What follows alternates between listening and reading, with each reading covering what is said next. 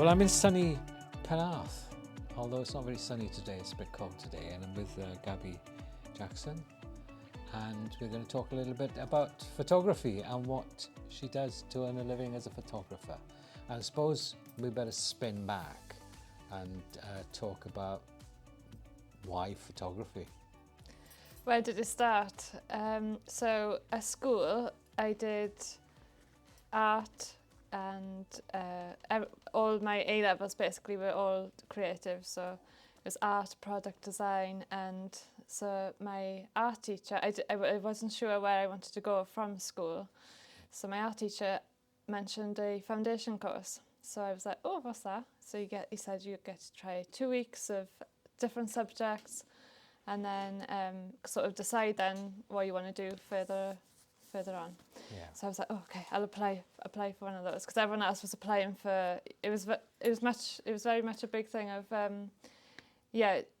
what degree you go into. It was no other like options really. And when I was in school, it was like basically that was your option: school, university.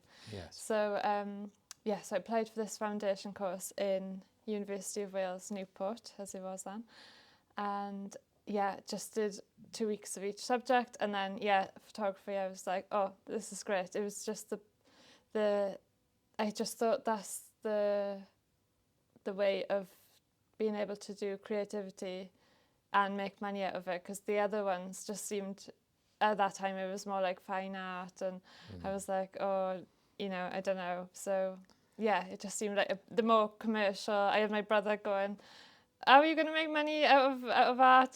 I think my university fund was the conservatory instead. They were like, oh, you won't go to university because you're doing all, the arty subjects. So, Okay, so you didn't want to be a poor artist living in a garage. Yeah, basically. exactly, yeah. At that time, that was especially, I'm from Merthyr, so Right, at that time, that's the... Okay, so you then progressed, you decided to do photography. Yeah. And so what was the course like? So it was the second year of the course running. So it was called Photography for Fashion and Advertising. Okay. And it wasn't very good at all. So basically, sometimes we were left without a lecturer. Towards the end, it was just me and the lecturer turning up to the lectures. It was great for me because it was like one-on-one learning. Yeah. But everyone had just sort of given up on literally the course itself, because it was kind of just left. And then the lecturers we did have were more from like a photographic arts background, so it wasn't the best. Did you feel cheated? Yeah, it was good in terms of the university had good facilities. So that was good in terms of, because a lot of the degree courses within the creative fields, most of the things you learn is from doing anyway. So having the facilities and the dark rooms, amazing. So the first year of the course, we were just told to use film, so you learn obviously how to actually take pictures properly. Yeah. The facilities and everything like that was amazing. But just the general actually learning how to be a photographer, and it was a commercial photography degree, so it wasn't like I may as well have just done photographic art, because it was kind of like that. Right. Okay. So So the jump then into the big wide world. Yeah. What happened there? It's a long time ago. I'm trying to remember. Right. So the last few months of the course, we were told by, I think it was a visiting lecturer, they were like, start kind of like getting your contacts up, and because you're gonna leave like soon. Yeah. So I'm not sure if it was one of the course leaders had reposted a job that was in the local area for a photography intern for a marketing company called TSO Creative, I think it was called. So I applied, got that job, and the main role there was taking pictures for a luxury furniture shop for their website, social media, like marketing, newsletters, and then it was for lots of print as well. So how was that experience? Because, okay, furniture, did you shoot furniture in uni at all? No, not at all. So luckily they had because I didn't have any portfolio of furniture to show them. Most of what, it was meant to be the course, photography for fashion advertising. Mainly it was fashion photography based. If there was any lectures on, commercial photography, it was mainly fashion. So yeah, I had no portfolio of products or furniture at all. So luckily they did a test day. So we went down, and then a few photographers went down each different days, and then they judged us based on the pictures we made, which was lucky because normally it's what have you got in your portfolio. So yeah, I didn't have any product based pictures before, but that's when I sort of fell in love with that, because that's the first time I had done that, and it was the way of curating little sets. It was the first time I had done that sort of thing, rather than working with moving people and fabrics and I was there straight from uni. I think I was doing 2 at the same time for the last couple of months of the course, and then that progressed into basically a full-time job at the furniture shop.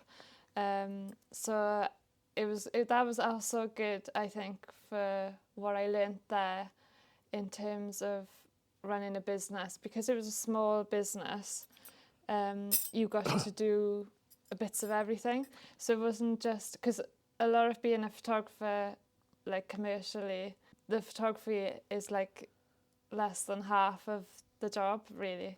So that was quite good. So I was doing the photography and marketing, and also doing bits of customer service, and just general, you get to pick up things, because there was only like 5 of us in the shop, so you got to pick up lots of different things, and it was like a luxury furniture shop, so the service we were given was obviously high standard. So I think that's really, I've kept that and sort of tried to give that same level of service even now.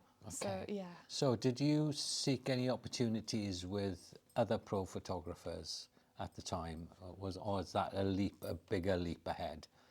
Yeah, it was a few years later. So I was enjoying doing all the photography and the creative sides of that job, but I just wanted to do that full time, which obviously I couldn't do there. So I downed my days there, and then went round the other businesses in Abergavenny, and they worked freelance for them as a day photographer, doing the similar things, so doing the photography for their marketing and social media.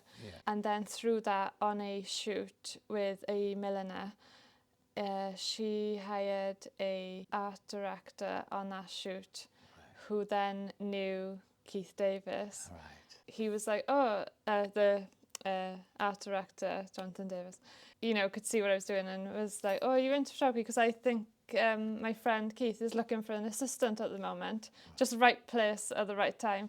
And I was like, okay, and he said, meet up for a chat. And basically I assisted Keith at the studio, mostly on studio-based work for years then after. So it was like doing a master's, and you get paid for it as a job. So it was all the stuff I hadn't learnt at uni, I got to learn on the job.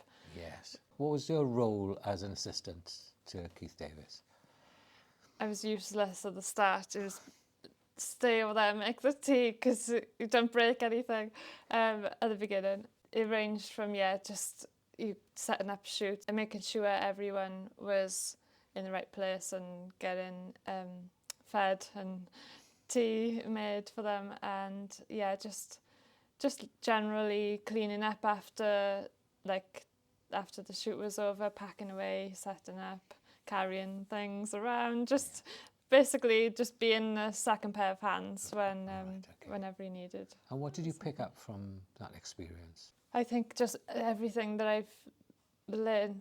He was so good at, if there was time on a shoot, of spending time teaching you why he's putting the light where he's doing it, what light he's using for what, just so yeah, a lot basically, just everything. So I've got the same lighting kit that I used there now, and yeah, just everything, just little tips, all the things he's learnt or picked up from the person he assisted for, or just passed down basically. So little things that, like the prop wax he used for the jewellery pictures. Okay. So just literally the tools and the technique. How long were you with him? I think it was 3 or 4 years. So when did you make the decision, I'm going to go on my own? So it was kind of like a natural progression, in that when I first started, I'd only had my clients who that I was working on a freelance basis with it back in Abergavenny. So while assisting, because you don't do that every day, so I was literally sometimes working one day a month, or the next, it'd be like 3 or 4 times a month if you had a bigger shoot. Or so while I wasn't working assisting with Keith, I'd be trying to build up my own clients. Okay. So I'd be sitting there literally emailing everyone I could or wanted to work for. Do you need a photographer? Do you need photography? Anyone want photography? So yeah, do you want a free shoot so I could get a portfolio? Because obviously I needed more pictures of what I wanted to take. So yeah, I was doing that on the days that I wasn't working. And yeah, in the end then, because I was sharing the Keith's studio, in the end I was just taking up too many days, because I take more like social media based images, is a lot of quantity. So it was during lockdown then I thought I need my own space, so I'm not taking over your studio basically. You do need some of it But back. taking on your own space has its own, it gives you the freedom to do what you want to do. Yeah. But there's always there's the financial implication of doing it. Yeah. So how did you work that one out? Yeah, it was not a good time really, because it was basically the pandemic, the lockdown. It was like March 2020, wasn't it? Yeah. All my work got cancelled, as everyone's did, I suppose. And then I thought, oh gosh. So I moved out of the studio. I literally had to shoot, if there was any shoots coming through, while I was trying to find a studio space from my house. So I had little home studio set up for a bit in lockdown. Yeah, it was a risk, but because you had to sign a 3-year lease, and I thought, oh my gosh, will work come back? But if Keith taught me anything, it's like you got to just take risks. So do it, go for it.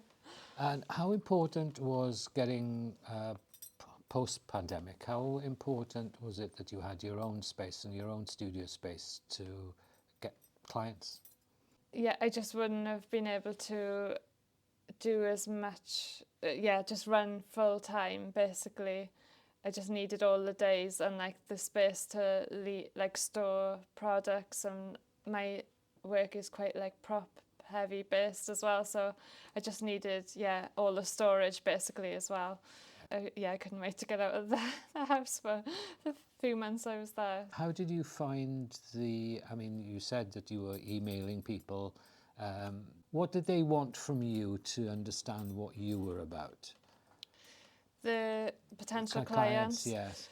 So everyone wanted to see the almost proof that you could take their products basically and shoot them in the way they wanted. But it was very hard to do that when you hadn't done it before. Yes. See what I mean? So they would just be like, well, show me pictures of candles that you've done. And I'd be like, oh.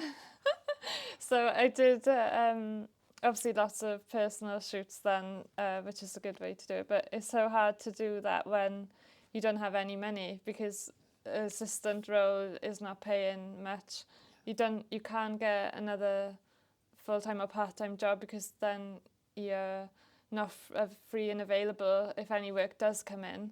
So you just getting props that are just like food, or just, the cheapest things you can find, but it's not always the products that look So the where best. did you get your inspiration? Because it's kind of still life stuff, really, isn't it? Yeah. So where did you draw your inspiration to for creating what you create? I just love mostly like, it's probably just like nature, like the colours of nature. I love like authentic textures of like stones and greenery, plants. I'd say it's my work now, probably more. I've tried to more recently almost go back to the work that I actually want to create, rather than, because at the start you take a lot of work for money aspects, because after so many years of building up with no money, you're like, oh, someone wants to pay me to do this.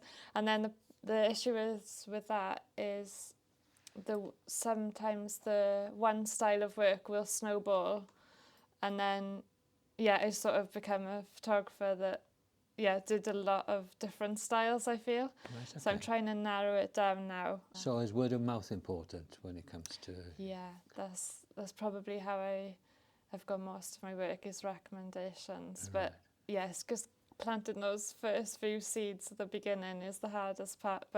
And then the waiting for them to naturally grow, because obviously not many people will recommend you just off the first shoot, but you've got to wait a few, and then you go, oh, but even at the beginning I'd say, please can you like anyone else who needs pictures, and they all used to say, I don't want to tell anyone else in case they steal you from us. And I was like, but I need to stay alive. So but now lots of people have been so kind, and with social media then people have shared that if they've used me and stuff. Yeah, so how much percentage of the work you do is purely for social media, Instagram and all that sort of stuff? I'd say for just social media, probably like 70%.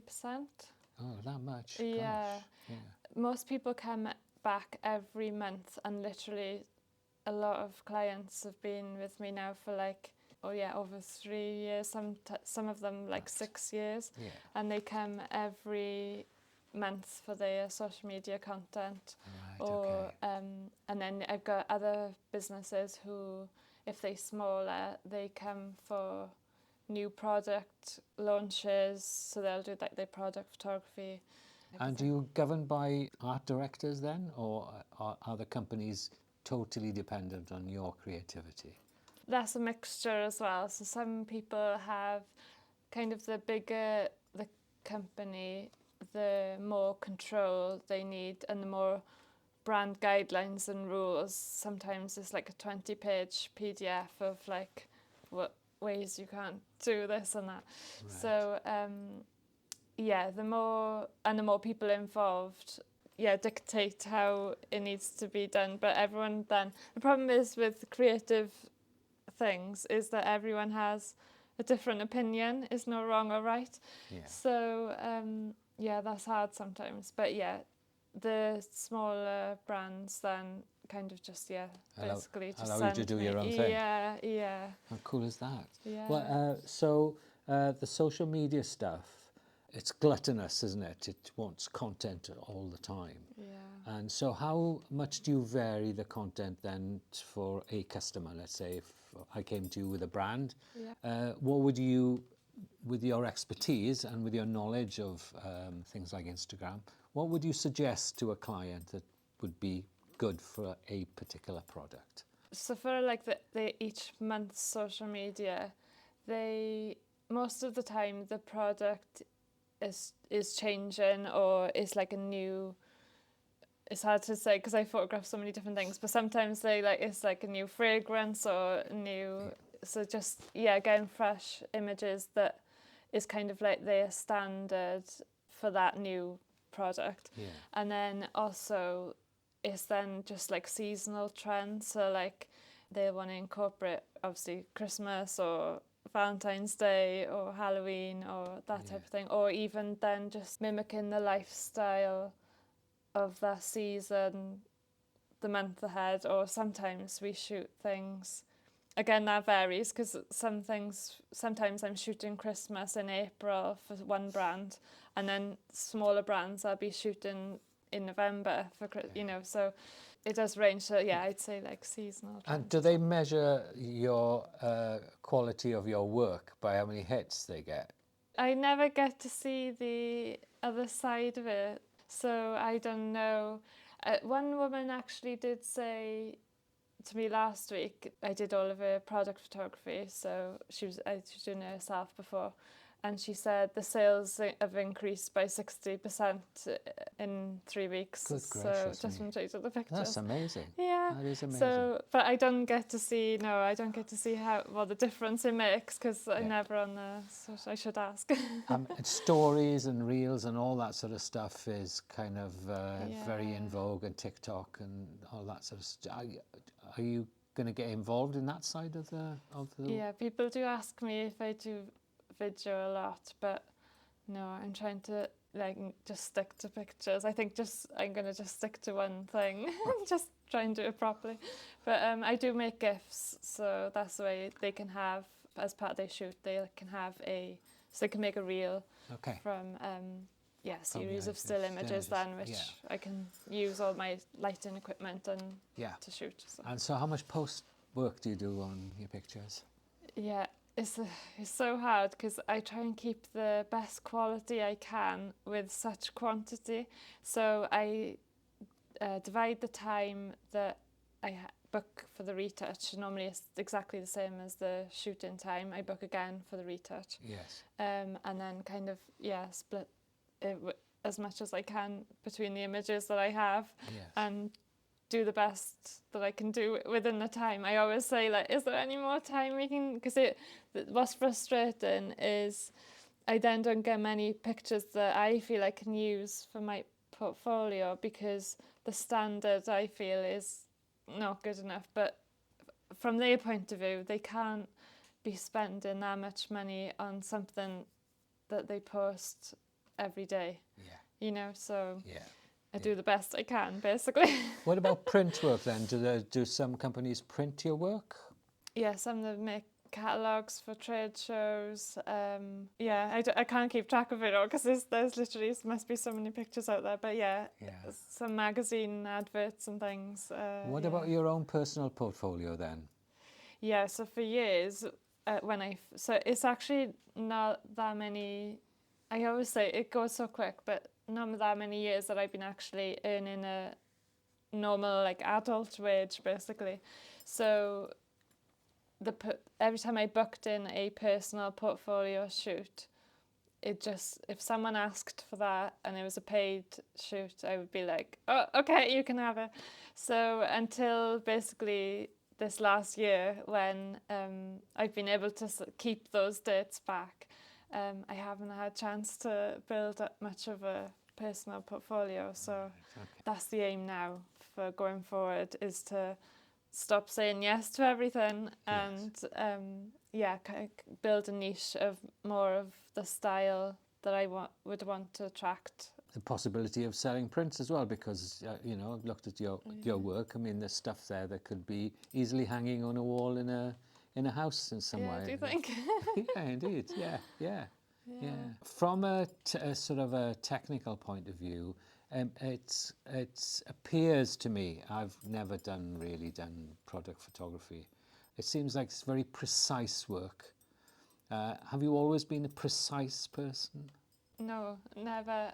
Honestly, I'd say it's really odd. In normal life, I'm probably the opposite. I think because I don't know if that's because I spend all day being precise. Then, my house style is probably different to my pictures and things. Nothing's as neat and perfect. I quite like the imperfection of things, and so no, the opposite.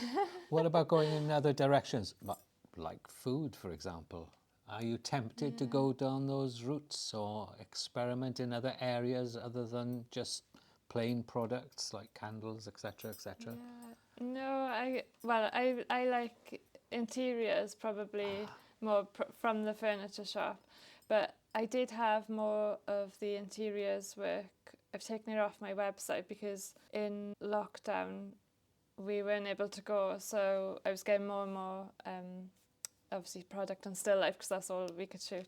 Yeah. But yeah, I did used to do both, so I would like to, yeah, probably interiors more than the food. And when you look at an interior space, what comes to mind? I mean, it's the incidentals that make a difference, I guess, or am I making a huge assumption there?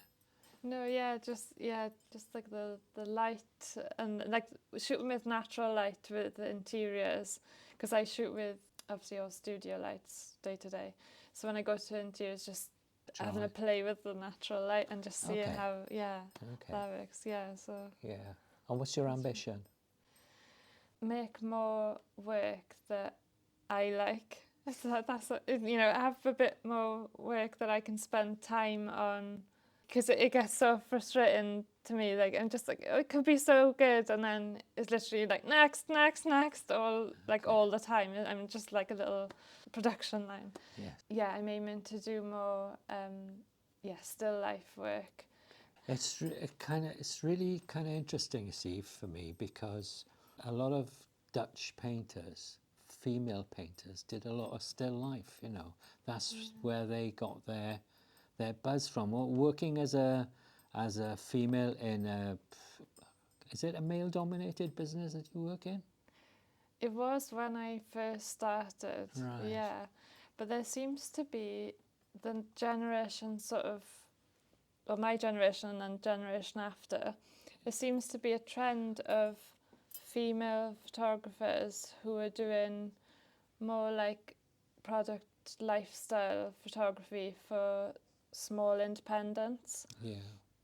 I don't know how that's come about, but yeah, I don't know many like male photographers who are doing the product lifestyle at a cheaper rate for those independents. Okay. Yeah, so it's kind of flipped completely in the last 10 years, I guess. So what have you learnt from your experiences so far? Don't say yes to every job. It's so hard because you can't. I don't know if that's possible because you need to eat, so it's very difficult.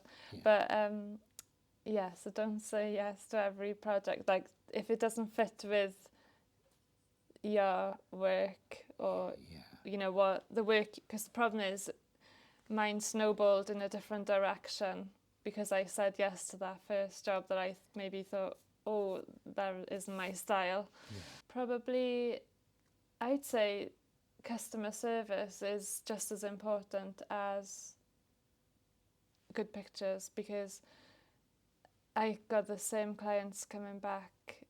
I mean, I hope I'm giving a good service. I must be because they keep coming back. So,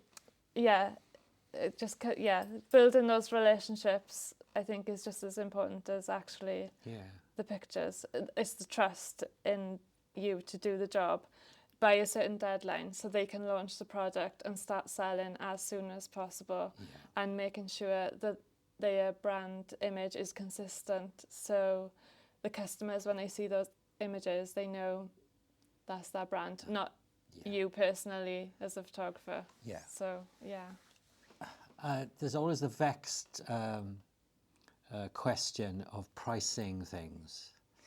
How do you find that? I'm not the best person to speak to with that, right? So I'd say don't start as low as I did because you can't. It's so hard to climb back up from such a low rate. Basically, I don't know if Keith always used to say, "Stop being so Merthyr." I don't know if it's because I'm from Merthyr and it just seems like so much money, but it's don't undersell yourself because it's very difficult to. So have you developed a bit of a hard edge when it comes to pricing? No. Slowly. I mean, I know when basically I booked a advice talk with a agent in London, just because I started working with bigger companies and thought, wait a minute, like, can you just tell me, like, give me some guidance on what I should be charging for this type of job, because it's not kind of readily available, that information. So it's really hard to just, work out, really. Yeah, that was really good in terms of giving you the confidence that you're like, okay, that's what I should be charging. That's kind of like industry standard. I'm still probably underneath that, but yeah, maybe I'll get that one day. Fingers crossed. What about competition then? Other photographers working in the field?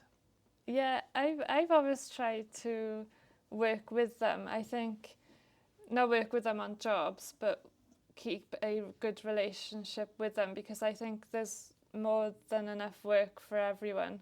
So if I can't do it, I'll always recommend someone and say they'll do it. Or if I can't do a shoot and I'm the normal go-to photographer, I'll say, if you just say to them, this is the style, I know they can do it, you go to them. And they've done the same back. So yeah, I don't think, I don't ever see it as competing against them. I just see it, and especially for Wales, I think it's so good to have that in Wales, because normally the work that I'm doing and other photographers in Wales doing, I just think when I was in uni, I didn't think that was possible. I think like the commercial work would stay in London, photographers. So Keith was right then. You were thinking very Merthyr then. Yeah. He always used to say, stop it. Yeah, I did. Yeah. Okay. So What advice would you give to an up-and-coming photographer thinking about going to uni to study commercial advertising photography? I'd speak to someone maybe who's done that course, because I think some people have had really good experiences. I think, I think there are some good ones. London, Falmouth, I think is good for photography. Yeah. Speak to maybe some, but I don't even know if my course still exists, because it probably doesn't. I wouldn't have thought. But don't do the one I did. Speak to some, like a photographer who, and maybe see how many as well are still working in photography, because I don't think many from my course are. No. So and that's quite sad, really, isn't it? Yeah. It just didn't. They needed a few more years of building up a good team of lecturers that had a variety rather than just being one type of fashion. Do you see yourself expanding as a business, because it is a business, and getting a bigger space and all that sort of stuff that goes out, an assistant maybe, is that? Yeah, I did try to do that, and then I felt like I was becoming more of a manager, and all of my time was spent basically just listing things for people to do. And I wanted to be taking the pictures. Yeah. So I've gone the other way. I've put up my prices so that I can do everything, because people didn't even, my clients were like, I don't want anyone else touching my images. And I was like, I'm making sure I'm vetting everything after it comes back from them. I'm making sure but yeah, they like it. They like me to be doing everything. They like to speak to me. Yes. So I've put my prices to make sure I can survive. I'll ask you an awkward question now. Yeah. Have you had any bad experiences? With clients? Yeah. The ones that I have done for like cheaper rates or free, they've been the worst. Of the worst. Yeah. It's mad. Just the expectations that and I don't know, I felt like I was really clear of what I was doing before I was like, but just some crazy stuff. Yeah. Crazy clients. Yeah. Yeah. But I'm quite lucky. More like nearly all my clients now, because I know them. They come back every month. So yeah, it's a good relationship. Okay. So yeah, it's been. What would be the Been quite ultimate lucky. goal? If you had, if you could pick a client that you could do stuff for, is there one that's sort of, oh, I'd love to be able to do their stuff? Yeah, I'd love to have like a still life homeware interiors feature in L Decoration. I've been subscribed to them for years since I was Right. younger. So Yeah. yeah, I think just having it in print, because I see all of my work on social media a lot and Yeah. websites, but to hold it still for, I don't know, for any photographer it's probably the same, just to hold it in your hands so you print it out was Yes. yeah. And do you print stuff at all? Do you print? You don't? No. Have you been tempted? It's only literally in the last few months that I've even been able to take a picture that I'm happy with and to put on my website, because for years I've just been literally a hamster on a wheel trying to stay afloat.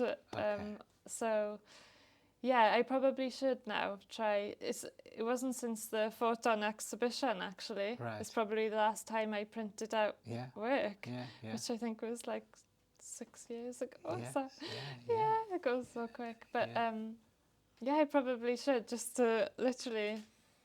It has a different. Well, it's a different dynamic, isn't it?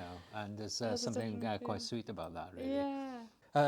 Lots of people think that because they have a fancy iPhone, that they can do their own product photography and stuff. What makes them come to you? What is specific, and what makes the difference between their iPhone picture, which they've done with a cube or whatever, Yeah. What is the difference that you give? I think it's the time aspect. They spend so much time setting up their setup at home or on their phone, and then they spend ages setting up each set. I'm literally doing it every single day, so I'm like the fastest photographer ever in terms of like them getting and knowing what light can do. Yeah, and that's another thing. If they're using natural light, it'll go up and down. It'll change. I got full control of the light. I can do the same setup when they come back a month later when they want to add the new products to their list. So there's a consistency to the work then. Yeah, and also when they start getting bigger as companies and they've got images, like they product stocked on different websites, they'll need like clipping paths and like PR images of things they need to send out who need better resolution to print with. So yeah, when they start, those things get fired and they're like, oh, wait a minute, I don't understand what this is. Can you just sort it out? Okay, cool. Yeah. From a client point of view, how do you work with? I mean, I presume that clients come here. What if they don't come here? What's the crack then? How does that work? Most of my work is actually remote, so I get a few businesses that are based in Wales who come to the shoot. I also get people travelling for 4 hours to come if they're the designer and they need to be on set to actually construct the product. Right. That's for a party decoration company I'm thinking of. But yeah, so most of my work then is remote. So I'll send images through from the set and then they can see live if they need any changes. And then, so... What's the difference between markets in Wales or companies in Wales coming to you and companies in London? What's the difference in scale and in costs? So the scale is much bigger. Obviously, the companies who are based in London, like I'll shoot the global content for Tangle Teaser, who are based, the main headquarters is in London, but I'll be shooting for their global social media. So we'll do Japan, Brazil, Chile, from Penarth. I'm from Merthyr. From Merthyr.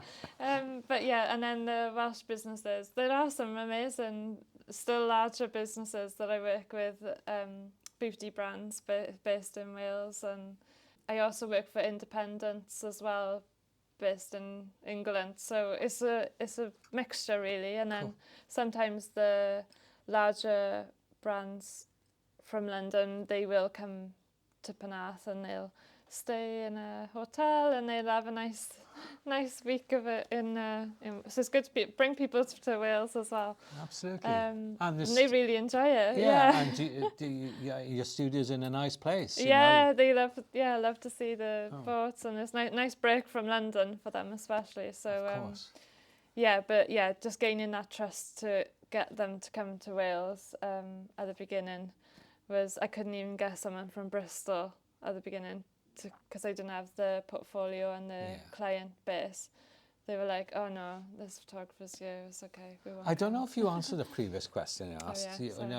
I was asking you, who would be the ultimate client for you? If you could pick from any of the clients in the world, what client would you love to work for? It's hard. Weirdly, even getting the larger companies, sometimes, because I'm shooting remote, it doesn't actually feel any different. Right, okay. Because I'm not leaving the studio, it's the same. It doesn't make much of a difference apart from just at the beginning when you just like, I nearly fell off my chair when Lint emailed. I rang my mother. I said, I'm being scammed, I think, but I'm just going to email back to see if they want a photographer. I don't know why they're coming to me, but I think it's a scam, but we'll go with it, you know. But you got the gig. Free chocolate, honestly. So my family are happy with that. Any interior, still life, that type of homeware, those are dream clients. Anything probably I would buy myself. Okay. Okay. Because I feel like I'm the consumer, so I'd be able to do, the job. So, a better job. okay, go spin back a little bit more. Last question. Okay. You did art in school. Yeah.